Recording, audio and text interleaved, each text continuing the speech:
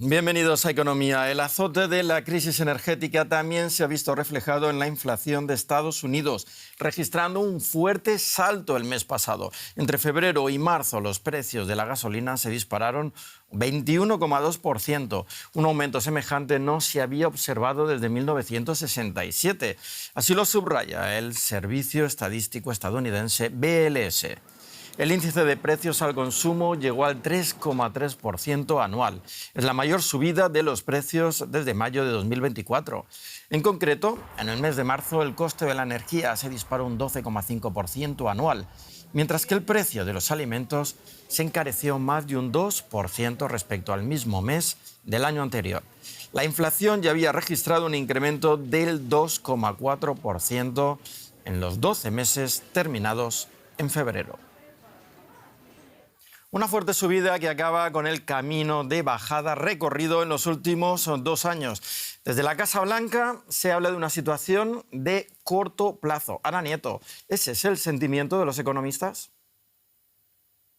Los economistas lo que esperan es que empeore antes de que mejore. La realidad es que la mejora va a depender mucho de la duración del conflicto abierto en Irán y de lo que se complique en las cadenas de proveedores globales. Quien maneja un SUV de tamaño mediano paga hoy $20 más por llenar su depósito y es ahí donde se ha registrado el primer impacto negativo en la economía de esta guerra, directamente de los precios del crudo. Los costes de la energía subieron un 10,9% en marzo. Por comparar el mes anterior, la subida fue de un 0,6%. Marzo, de hecho, la energía ha sido responsable de 2/3 de la subida de la inflación total. La gasolina, como dice, subió un 21,2% en un mes, el fuel oil un 31%. Y con respecto al año pasado, viajar en avión es un 15% ahora más caro. La inflación subyacente, que descuenta la volatilidad de los precios de la energía y de los alimentos, ha pasado de apenas un 2,5 a un 2,6, pero se espera que el shock energético y otras subidas como la derivada de los fertilizantes se filtre poco a poco en otras categorías de precios alrededor de abril y otros meses, sobre todo en los precios de la alimentación. Con estos precios, el sentimiento de los consumidores no es de extrañar que se haya hundido. ¿Qué es lo más relevante del malestar de quienes realmente impulsan el crecimiento ahí en Estados Unidos? Sí, hoy, Paco, se ha conocido el índice del sentimiento de los consumidores de la Universidad de Michigan con respecto a abril, la lectura inicial, y lo primero más relevante es la caída.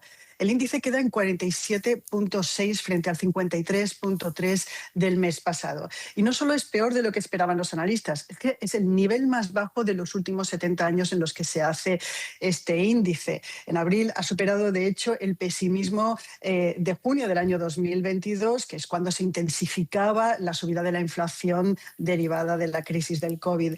Este índice se va a revisar a finales de este mes. Si se ha hecho con encuestas antes de la tregua, es posible que mejore. El segundo dato relevante es que no solamente que haya sido tan bajo, sino que las expectativas de inflación de medio plazo han subido, pero también las de largo plazo, que son las que está vigilando y muy de cerca la Reserva Federal para no tener que cambiar sus perspectivas con respecto a las tasas. De momento se mantienen, no suben, no bajan, pero esto podría variar. Gracias, Ana, desde Nueva York. Gracias. Y a las puertas de la esperada negociación entre Washington y Teherán este sábado en Pakistán, en los mercados internacionales se impone la cautela. Y eso se nota en el precio del petróleo, que se estabiliza hoy con el barril de Brent en los $96. Los mercados siguen pendientes del estrecho de Hormuz, por donde hoy habría pasado tan solo un barco de carga sin vínculos con Irán, lo que refleja que esta arteria comercial sigue prácticamente cerrada. Y esto sigue dejando consecuencias en Asia. Japón ha anunciado este viernes que recurrirá de nuevo a sus reservas estratégicas de petróleo. Sería la segunda vez desde que comenzó la guerra en Irán. Y aquí en Europa la preocupación está en el suministro de queroseno para los aviones. Más detalles con José David Navarro desde la Bolsa de Frankfurt. José, ¿qué está pasando con el suministro de este tipo de carburante? Porque los aeropuertos han lanzado hoy una señal de advertencia, ¿no es así? Hola, Paco, ¿qué tal? Pues sí, en una carta a Bruselas, la Asociación Europea de Aeropuertos advierte de que si el estrecho de Hormuz no se reabre y no está operativo en las próximas 3 semanas, aquí en Europa podría haber un riesgo de suministro del queroseno, el carburante que utilizan los aviones. Y piden a las autoridades europeas a que hagan una supervisión urgente de los niveles de producción y de reservas. La Unión Europea depende en un 40% del queroseno que se transporta por el estrecho de Hormuz, y desde que esta arteria marítima está bloqueada, los precios se han duplicado. La falta de queroseno podría activar planes de ahorro en la Unión Europea. Algunos expertos adelantan que una de las opciones de ahorro podría ser cancelar las rutas que sean muy cortas y que se puedan hacer, por ejemplo, a través de carretera o con trenes, o incluso obligar a las aerolíneas a que, si no hay un número mínimo de pasajeros en el avión, no puedan despegar para ahorrar carburante. Y un día más el estrecho de Hormuz sigue prácticamente bloqueado. Ayer Trump advirtió a Irán de no cobrar un peaje a los petroleros. Y la pregunta es, ¿puede Irán hacerlo? ¿Es legal? ¿Se hace en otras vías marítimas?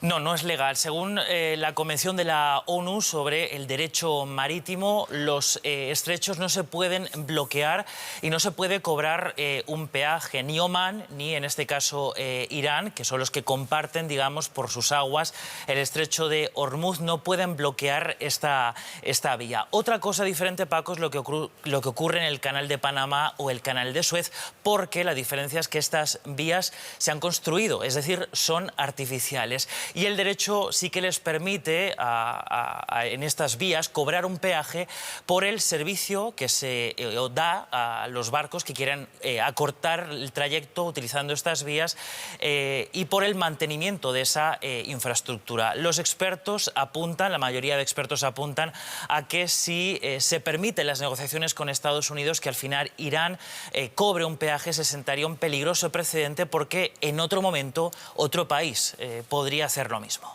Gracias, José David, desde la Bolsa de Frankfurt. Y desde hace semanas el régimen iraní mantiene también bloqueado el acceso a Internet para la población.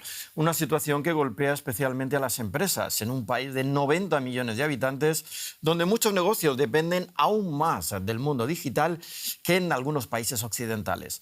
Un ejemplo de lo dicho lo vemos en el siguiente informe protagonizado por un emprendedor de Teherán. Una manifestación en Hannover. En las calles denuncian la represión en Irán. Hayir Tajasori, empresario de origen iraní, también está aquí. Desde hace semanas el apagón de Internet en su país le impide contactar con amigos, familiares y socios comerciales. No importa quién organice la protesta, es importante que se hable de Irán, que el tema esté presente y que al menos de forma indirecta la gente en Irán pueda ser escuchada. Hoy Hayir solo logra comunicarse con sus socios por teléfono, y eso si hay suerte. La situación es muy difícil estos días. Entre la guerra y el bloqueo de Internet, la vida diaria y el trabajo están gravemente afectados. Mucha gente ni siquiera puede ir a trabajar, y la mayoría de los negocios están atravesando grandes problemas.